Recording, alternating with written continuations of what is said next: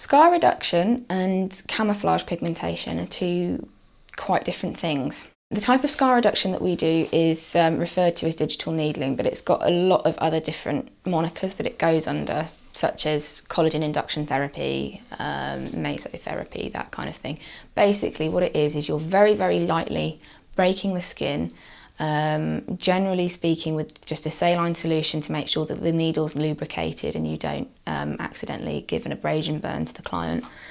And what you're doing is you're very, very lightly macerating the skin, because what you want to do is make sure that the body's own healing process fires, because that produces collagen and it helps to break down any tight scar tissue and relax scar tissue as well. And you'll generally treat clients more with stretch marks and various other scars, pretty much anything as long as it's not hypertrophic or keloided. And you generally tend to see over a period of sort of about 6 to 8 weeks that the scar will relax and shrink.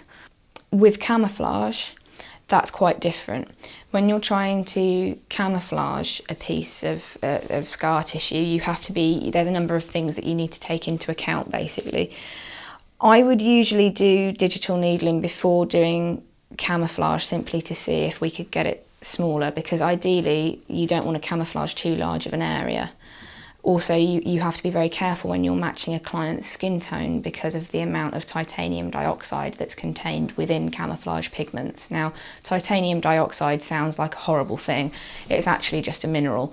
The problem with it can be, though, that it has quite a large molecule size within the body. So what that means is if you've got a pigment that you're using that's heavy in titanium dioxide, what can happen over time is it can then rise to the top of the skin and sit on top of the skin and make it look like scar tissue anyway.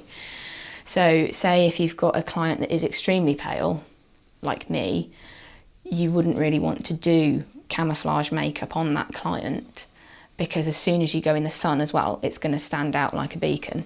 So you have to be quite careful what skin tones you decide to go for camouflage on, and that's before you get into how the camouflage is actually going to hold in the scar tissue. Because generally speaking, scar tissue will go one of two ways. It will either retain like a sponge, or it will take you 8 times to get it in.